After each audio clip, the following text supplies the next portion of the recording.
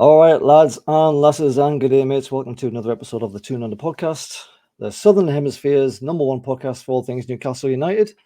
I'm Lee. I'm joined by Craigie, and we are going to be talking about the game down at Craven Cottage against Fulham. It ended somehow 1-0 to Newcastle. A pretty difficult game on the whole, I think. Craigie, how did starting at the end? What's your kind of, when you look back at it retrospectively, how do you see that game? What's your kind of overriding thought apart from just relief? It was kind of a classic away day performance, like the away day snatch. Obviously, we are the better team than Fulham, so it should have been a bit more comfortable than it was, at least on paper. We'll go with that one. We've already beaten them twice this season, fairly comfortably in both games as well. So I was hoping more of the same, but you can never guarantee, can you? In the way our team is with injuries and everything right now, God knows what's going to happen with that first 45 minutes, 90 minutes or whatever. It could be an absolute car crash, or could be an absolute amazing, like the last 20 minutes of the West Ham game. Who knows? That's Newcastle United in a nutshell. Yeah, look, I mean, we all know about the injuries this season. There's not much point in going over that old ground. Everyone knows the state that we're in. I just thought we looked really tired, really jaded in that first half in particular. Eddie Howe said he was happy with the 60 minutes after the first half hour. But as I was just saying to you before we came on here, I thought we weren't even that good until sort of sometime in the second half when we've started to. I mean, all right, but there was that part in the first half where Dubravka went down for a tactical rest, didn't he? Aye. And he was complaining about his knee or some bollocks. And camera pans across to the sidelines, and there's the entire squad having getting the arse from Eddie. Eddie Howe did not look happy. He had his kind of gritted teeth. He's talking through his gritted teeth. And all right, maybe we were a little bit more composed after that. But in my mind, really, don't know what you think, but it didn't really get any better until we switched Golden to the right-hand side, and then we stuck Barnes in, and almost instantly we looked like we had actually more going on for us. You know what I mean? Definitely. I mean, we did create chances in the first half. You got to think of that daisy cutter from Golden that just went wide, hit the Steward in the heat, I think it did, when you look at it on the slow-mo. And there was that opportunity where he put across the face of the goal, and for whatever reason, Murphy's running backwards when he should be running towards the post. No idea why. But we did create chances, but obviously Fulham definitely had the upper hand in that first 45 by a fair margin. Oh, they were miles better. But it's the classic thing. We look knackered, a little bit of pace, and they've got pace in the team. I still think Iwobi's a good player. I mean, you might argue he hasn't got an end product, but like you could say the same about Adama Traore as well. He hasn't got any end product. And I know you were comparing the stats of him to the likes of even Shoulder, and Shoulder eclipses them by an absolute 4-1 mile. But it doesn't have to be the end product. As in the shot to goal, it can still be all the panic that running towards people with pace can cause. And I saw a lot of that with Iwobi. I mean, first half, Lewis Hall was struggling against Iwobi. In my mind, every time it went down the right there, Lewis Hall, he looked well off the pace. I mean, obviously, he's been on his arse for most of the season. He's barely had a run out. So, and you can see from the last two games, certainly that he's been getting cramp around about the 90 minutes. And all the bloody Fulham fans are booing him for having cramp. It's like, lads, the guy's played like 5 seconds worth of footy all season. You can give him probably a break. I know you think he's wasting time, and in other circumstances, teams definitely would do that. But in our case, because it was Lewis Hall, he was just wrecked, son. He was knackered from all the effort he's been putting in. But he's going to take a little bit more time, and obviously there's only a few more games left this season. Just every time Iwobi came down that side there, he was skinning Hall. Hall wasn't getting much support from anyone. I mean, I guess that's just the way it goes. And then you mentioned Murphy there as well. Murphy was well off it. There was just a lot of tired brains in that team, wasn't there? There was. I don't know why it was, whether it was a hangover from the result from the Everton game, which could very well be the case, because nobody likes to drop points in that manner. It was an absolute shit show of a moment from Paul Dummett, which I covered in the instant review. But Yeah, I wonder if that was the reason why everyone was a little bit flat-footed in the maybe first 30 minutes until Eddie decided to give them that first rocket up the arse. Yeah, maybe. It was just a tough watch. I mean, let's have a look at the squads here. Fulham first as the home team. It was Leno in goal and Castagni. I don't know how you pronounce that. Tosin, I thought every time he got the ball, he just seemed to just march right through the midfield. Just picked it up and just started running in acres of space. You know, it was like the Red Sea. Bassi, I thought, was excellent as well at the back there. Even managed to get a perfectly good goal. Well, I'm not going to say perfectly good, but even got a goal ruled out from Shaw there. Robinson, pretty handy corners. Plenia, Tom Caney, he was all right. Iwobi, I thought was pretty good. Andreas, William, and Muniz. You say that we're a better team, but there's some pretty decent players in that squad, you know. Oh, there is, but there's also some dog shit as well. I mean, Castagna, I remember he was absolutely torn a new one on a number of occasions against us last season when he played for Leicester. And Iwobi, I mean, it comes to something when Everton don't want you, you know, where they are in the table. That tells you everything you need to know. Mate, come on. I'm pretty sure he was trying to escape the sinking ship, surely. That could very well have been the case, but I said literally from the first minute, Iwobi does not bother me in the slightest. I have no fear in him running at us because he has zero end product. Honestly, that man couldn't finish his dinner. He was such a bad player. Yes, he's got the pace, he's got the strength to beat a man, but he just cannot pick a pass to save his life. He's genuinely a player who is bang average at best. And like I say, going from Everton to Fulham, it's probably a side move, if anything. Everton are by far the bigger club, but Everton obviously heading the wrong direction. But they've got some okay players, some decent players, but they've got a lot of shit in there as well. There's one player in that starting 11 that I would have, and that is Palhinha. I think he's decent on his day. He can be very, very good. But apart from that, not a great deal. Did he do much today, Plenia? Did you see much from him? He had a few chances. He flashed probably their best opportunity where he put it across Dubravka's goal, but it kind of skidded off the grass and just went harmlessly wide. But Dubravka was well beaten from it. That was, in my opinion, their best opportunity. That was maybe 20 minutes into the first half. But like pretty much every other Fulham player, they faded well into the second, you know. Yeah, I think that was one of those games of Fulham where it doesn't matter how long they played, they just weren't ever going to score a goal. You know, you get those kind of games where it doesn't matter what you do, how much huffing and puffing. I mean, they had like 70-odd% possession, I think, in total by end of game. And to be fair, didn't really give Dubravka much of a struggle. You didn't really do an awful lot. Newcastle's team was pretty much picking itself as per, although returning Golden did mean there was a little shuffle. So Dubravka, my boy Kraft, Shaw, Byrne, and Hall at the back. I mean, that's down to bare bones, isn't it? Jesus Christ. Bruno, Longstaff, Willock in the middle, Murphy and Gordon on the wings, and Isaac up front. The bench is looking desperate. Karius, Gillespie, two keepers again.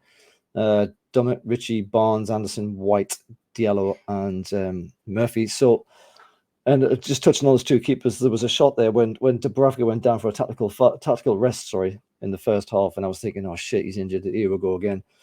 Both those keepers were just sitting on their asses having a laugh. Like there was no movement at all to get off their asses and start doing any warming up. No, as soon as I saw the pitch, I was like, oh, Craig's right here. This was definitely a tactical.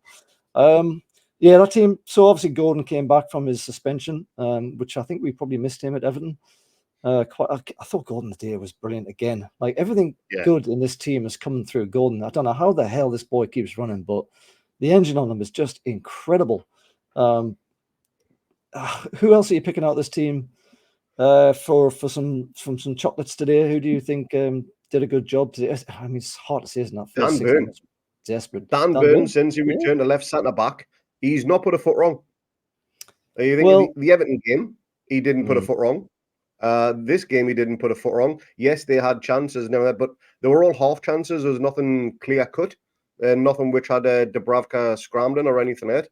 Dan Burn, since he's went back to his natural position, is a far better player than what he is at left back.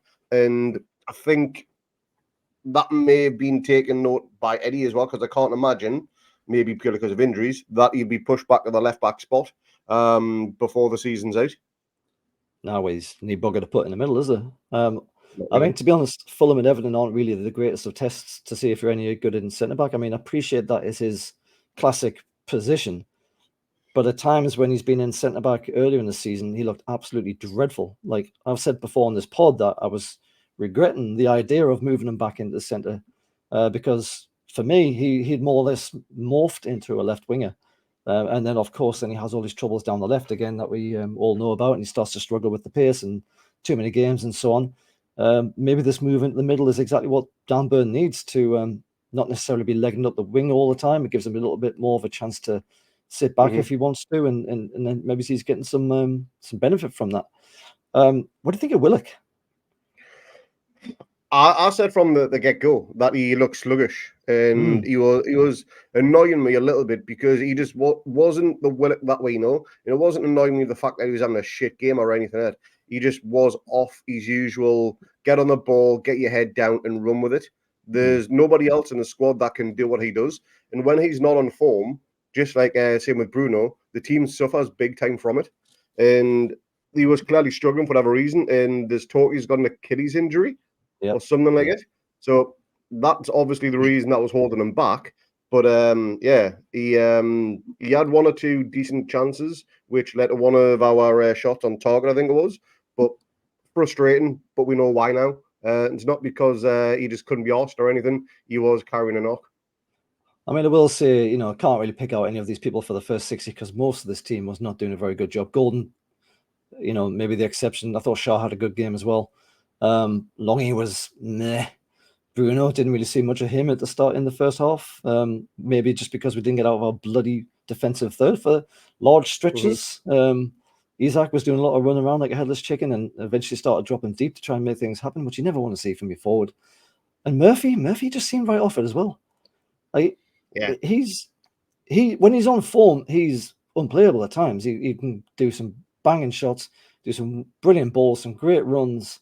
Today was not one of those days. I thought he had one of his worst games in the black and white. Do you reckon? Oh, aye, yeah, he was miles off it as well. Again, whether he's carrying up, whether he's just fatigued or anything, he hasn't played a huge amount of football since he returned back from his injury. He's normally done a bit part role for Miggy. He's come on, maybe last 15, 20 minutes, whatever it may be. So he hasn't played an awful lot. Now he has been playing, whether it's just starting to catch up on him, all these extra minutes he's having to put in. Because, we know he can cross the ball. He's probably one of the best crossers of the ball that we've got in the squad next to Trips. He can definitely whip one in, but that just wasn't there today. And his partnership with Kraft was a little better than what it has been in previous games. But the end product going forward, there wasn't out there. It was invisible almost. And I think, like I said at the start there, when you see Gordon down the right suddenly starting to make things happen, and you've got Barnes on the other side who can make things happen, the team just looks like a better balance. Oh, God, That's not to say that if Murphy's playing great that we should stick Gordon down there, but obviously it's an option that we can do to make a sub and give people a rest. But on days like this where nothing's working, Willock again, things were just falling apart. Willock's touch was terrible. Clearly he's got something going on. He shouldn't have been rushed back. Stop me if you've heard this story before this season. How many times are we going to have to put up with this? But look, mate, there was nothing much to talk about in the first half. There's nothing really worth picking out. It was crap. I was sitting there thinking, geez, what am I doing watching this at 1 o'clock in the morning? It's grim. I'm amazed we got in at halftime 0-0. I've just been reading before I came on here, Eddie gave him another rocket. Everyone started having a bit of words with each other, which is fine, if you get the result in the end. Everyone's being honest and saying, you need to do this, you need to do that, your shit, whatever. I think when Fulham took off Willian, who I think is a great player still, and Tom Canny, and then we did our sub for bringing on Barnes and switching Gordon, that's when I really felt that we were starting to get a foothold in this game, and Fulham was starting to get pushed back deeper and deeper. We started to notably have more shots at goal. Like we were doing nothing first half, nothing. Second half, much, much better. Started giving them some things to think about. And we were getting the second balls. First half, we were not getting any second balls. It was literally just going back to Fulham and coming straight back at us. And then there's the penalty call, not the penalty call, sorry. the Shaw goal, which was ruled off by VAR, don't know where they got penalty from there. Lovely play by Gordon again. Takes on his man. You can see every time Gordon gets the ball, his head's down. He's firing forward. He's dinking left and right. He's dribbling past his man. It's absolutely brilliant to watch. He then does like a lovely little dink across the area. Very, very dangerous ball. Dan Burn can't quite get at it, but he's charitably, I want to say that he's got momentum going into the back of Bassi, whatever his name is. And basically, Bassi goes down as a result. The ball then falls to Shaw, who drills it into the near corner. Basically, Bassi is still on his arse, can't get up quick enough to defend. Shaw goes away. Everyone's celebrating. The whole away crowd, which was tremendously, I thought, by the way. Everyone's celebrating. Everyone's very, very happy. Shaw's actually fist pumping and everything. Then we see that it's getting reviewed. Then you see the referee getting called to the sideline, and it's like, fucking here we go again. You see the replay. This referee, I think this was his third Premier League game, so he's quite fresh. He's quite a bit of a newbie, you know. So he's probably more inclined to listen to what the VAR guys say. But let's not kid ourselves. If you go to that TV on the side of the field, you're basically going to do whatever the VAR have told you. And he rules it out and gives a free kick to Fulham. How did you see that one? I'm going to use Gordon's goal against Arsenal in the 1-0 win as an example. And Jack brought this up in the chat earlier on today. Joe Linton's push on, I can't remember who it was. Gabriel, wasn't it? Basically, that push on the Arsenal player was a lot more of a foul than what Dan Burns was on Shirley Bassey. I genuinely thought it was an okay goal because the flight was over them. He wasn't getting to the ball, not by any stretch. Yes, there was a push. Yes, there was contact, but you're always going to get that. And did the player make the most of the contact? He probably did.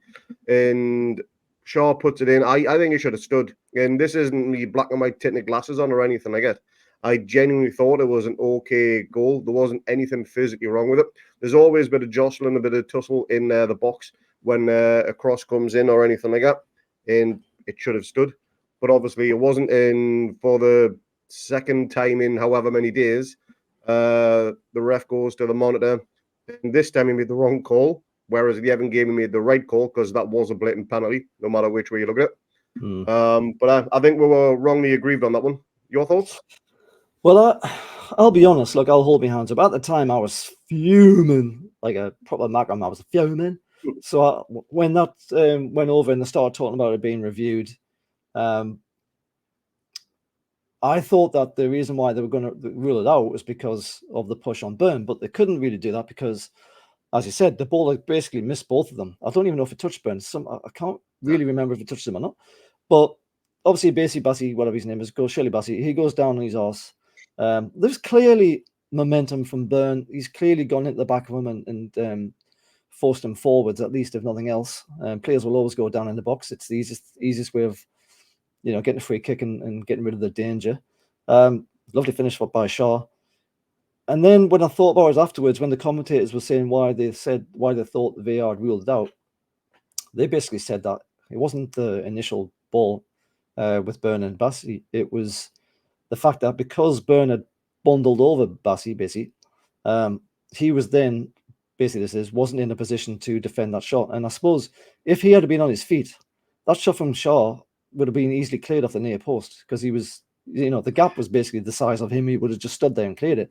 So I think not the first motion, but the second motion was why they overturned it. You're shaking your head here, mate, but does that not actually make some kind of sense in your brain at all? It does, but it's all ifs and buts, isn't it? They don't know whether he was going to be able to clear that shot from Shaw. As far as we know, Shaw could have rifled it through his legs. No. But the point is, the ball goes where it goes, and the guy can't defend it properly because he's been bundled onto his arse. So they're looking at facts. They're saying, well, he's on his arse. He's not on his feet. He can't defend that corner because he's been pushed over by Dan Burn in the first motion. Therefore, it's a foul in the second motion, second action. I'm not buying that, to be honest. I'm definitely not buying that. I thought it was a perfectly legitimate goal, and I think we're being harsh done by on that. I really do. All right. Well, look, there's a litany of these VAR decisions this season. You could take a bloody dartboard and just fling a thing into any of you the could like that. fixtures, and there'll be some stupid, ridiculous VAR thing going on there. It was overturned. It was a free kick, but look, it didn't matter that much because it was only a few minutes later, 6 or 7 minutes, whatever it was, and we get the goal that we've been dying for. I was in the chat going like, VAR that, you fuckers, like when I went flying in, because I was still a little bit aggrieved. I hadn't really thought about why they might have ruled it out. 81 minutes from who else but Bruno, the Kinder Egg loving Brazilian, marking his 100th game. I thought last game was the 100th, but apparently this game was the 100th, with a goal and the win. I think he started the attack, the whole move in our half, and he finds Barnes, and Barnes chips it in the box. It gets lazily cleared. I mean, it's a really poor kind of tired clearance, I suppose. And it just falls nicely to Bruno to run onto it and rifle it with his right foot. Pretty close to Leno, actually. I guess it was just the body of people, the power behind it, and therefore the speed, because I'm sure Leno kind of almost got a mitt on it if he didn't even actually maybe get a little finger to it. Lovely goal. It felt that because of the injustice of that VAR decision that we deserved to get that goal.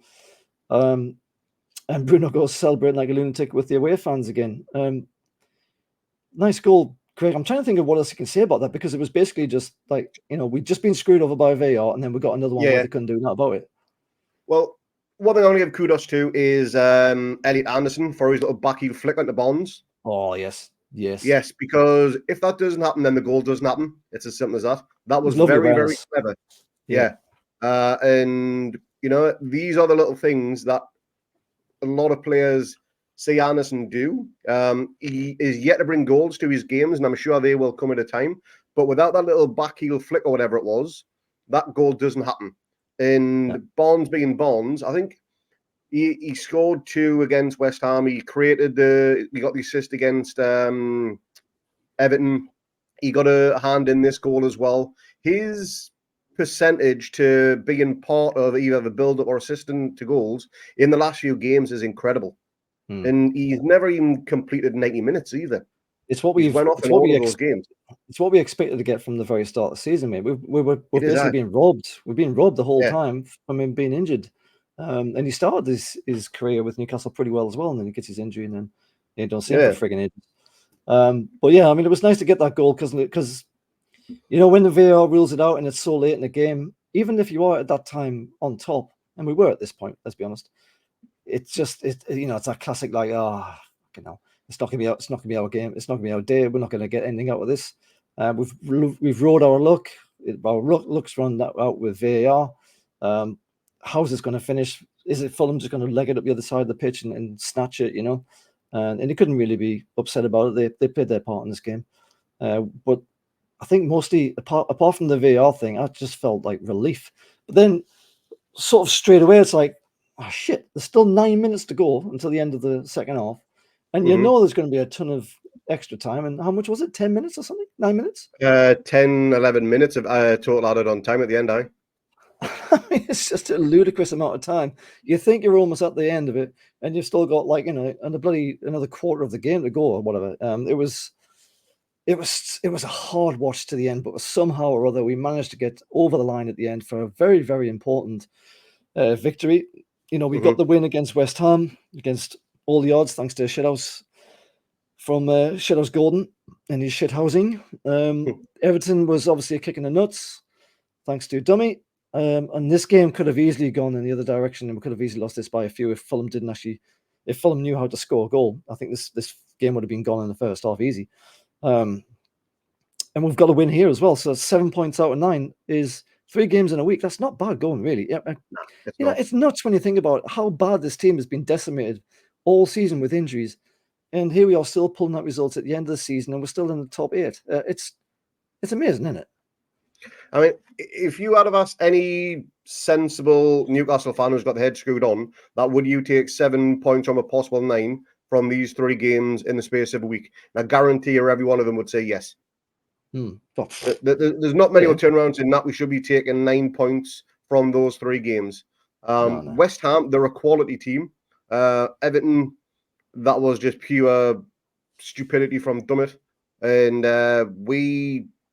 our form in the capital in the league has been shit this season. Oh, Yes, yeah. we beat Fulham comfortably at home, 3-0, but they did go down to 10 men quite early in that game. And then we beat them in the FA Cup or the League Cup, whichever it was. But that was a chain side. It wasn't their best starting 11. So our form in the capital in the league kind of what swayed me to think we're going to get beat in this one. But nah, I would gladly have taken 7 out of 9 points if somebody offered them to me before this time last week. Oh, absolutely. I mean, I think I might be wrong on this, but I think that is 4 wins in 11 at the capital. I could be wrong about that, but probably I'm wrong. My head for stats is not great. But yeah, terrible on the road all season, being gash. Even when we had the full team, not great. So this, like, even Eddie Howe, in fairness to him, he says, I think that's up there with one of our best wins of the season because of the circumstances. And he's right. It is. Yeah, absolutely. To draw a parallel, I don't know if you remember the Brentford game last season down at their place, where first half we played absolutely dog shit. Ivan Toney scored a penalty, I think it was, and then Pope saved the penalty. Eddie made changes at half time, and we come on and absolutely took control. And that, to me, is a very similar parallel game. And, you know, that's Eddie just working his magic at half time, doing what he does. And it shows that players still believe and have faith in him to come out and give that type of performance. None of the players in there, as far as I'm concerned, are thinking, you know what, I'm not really a fan of Eddie's tactics or his game plan or anything now. I'm just going to wander around the pitch like a headless chicken, like Rashford was doing the other day. Every single one of those players are playing for the shirt and they're playing for the manager. And that goes to show from that halftime team talking how they came out and played. That's true. And, you know, we need it as well. And I think that's part of that will probably be because there is still something that we can achieve this season. It's going to be just getting into Europe again. But given the circumstances, that would be an unbelievable achievement. Really, really would be.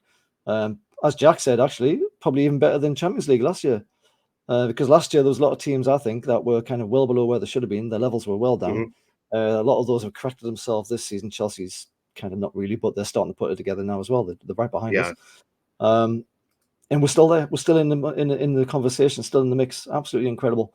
That was our 3rd victory over Fulham this season, as you mentioned, and the 5th consecutive league and cup success at Craven Cottage. So they must fucking hate the sight of us. As soon as our Newcastle United bus turns up, be like, oh, bollocks. Especially if Dubravka's in goal now. They've yet to score past Dubravka in 6 appearances now, I think. So I think we'll just have him play every Fulham game from now on, even when he was retired. We'll just bring him back. I thought everyone knew you just go down the wing and shoot to the other side of the goal. He can't save shit like that, can he? That's Newcastle's 2nd away clean sheet in 24 Premier League outings. 2nd clean sheet in 24 outings. Ouch. You know, it's been one of those seasons, hasn't it? Let's have a look at some stats and we'll just wrap this up because there's not much else to talk about, really. Possession was in the end 67 to Fulham to our 33. They had 14 shots to our 12. I reckon most of them came in the first half quite easily. They only had 4 on target to our 5, and it's somehow their XG is 1.27 to our 0.59. The day I understand what the fuck that's about, it will be the day. It's batshit, isn't it? They had more than double the completed passes than we did. Their accuracy was much better, which is impressive just on its own. Much more touches in the opposition box than us, but they didn't do as much running. So let's have a look at the table. So that leaves us in 8th still, but it was an important win, wasn't it? Because West Ham, sneaky bastards, they managed to clinch it at the very end through James Ward-Prowse winner. So they've managed to maintain their position just above us. So we're on 47 in 8 points. 8th place on 47 points. West Ham 7th position on 48 points. Their goal difference is 3rd. It's -4. Ours is 13. So that goal difference could yet come in handy. Had we not lost to Everton, had we not drawn to Everton, would have been in 6th place as things stand. Man United in 6th currently on 48 points with a -1 goal difference. It's crazy. Spurs, our next opponent, in 5th with 57 points. Villa, who drew with Brentford, I think it was, remained 4th on 60 points. And then it's City on 70, Liverpool on 70, and Arsenal on 71. So Chelsea, as I mentioned before there, they beat Brighton, I think. Was it Brighton they beat? They beat somebody. Anyway, they've gone from being like nowhere to coming right up behind us, and they've got 2 games in hand over us now. They're on 43 points in 9th. We're on 47 points in 8th. So if Chelsea manage to get those 2 wins, we will drop a point there, drop a place. But again, though, this just reinforces what an incredible effort from the lads this has been, given everything that's gone on this season, doesn't it? I mean, 8th place, in with a shot for top 6 even, maybe. But 7th, I suppose, is where we're probably aiming for. It's all to do, isn't it? We go into the end of these last few games, and we've still got something we can fight for. It's still in our hands. Oh God, I absolutely. And again, looking at it on paper, there's probably only 2 other fixtures which you'd think could be a bit of a struggle, and that's Spurs and Man United. The rest are teams either in the bottom half of the table. I think the only one is Brighton. They're currently sat 10, so obviously they're borderline. We've got them to play as well, but we've still got Burnley. We've still got Sheffield United to play. We've still got players in and around the bottom half table. Brentford, we've still got to go down there and give them a game. So in terms of our fixtures, I think we've probably got, again, on paper, the easier run. Chelsea, they've still got to play Spurs and Arsenal before the season's out, and both of those teams are fighting for something. Arsenal, they'll want this title so bad after literally dropping it like a bad smell last season. And Spurs, they will want Champions League football, which may be a bit of a struggle considering that they are 3 points behind Villa, albeit with 2 games in hand. So there's a lot of fighting going on for a lot of places and a lot of competition for Europe, whether it be Champions League or Europa League or Conference League. But best thing is, it's still in our own hands, isn't it? We're not relying on anybody else, really. We can still do it ourselves. And getting a win against Spurs, who unfortunately I did predict we're going to lose on in my 10-game running. But I still think we are very capable of doing it, and I do think we will. Europa Conference League is where we will get. Yeah, and well-deserved it'll be. Bloody hell. As you say, next game is against Spurs at St. James's Park. A nice early 12:30 kickoff for us, Craigie. 9:30 p.m. kickoff. Absolutely glorious, isn't it? With the clocks change. Absolutely fantastic. Take that every day. We'll have to see how we go there. If we can struggle to get bloody men out on the pitch or not, see how we go. You never know with Spurs. Sometimes they're good, sometimes they leave huge gaps behind them. So we'll see how we go. But I'm not really personally expecting too much from that one. Nothing more to say really on this one, Craigie. So I think we'll just leave it there. Thanks for your time, mate. And if you've enjoyed this, please give us a like and subscribe. And we will see you for the next one. Cheers, everyone. Cheers.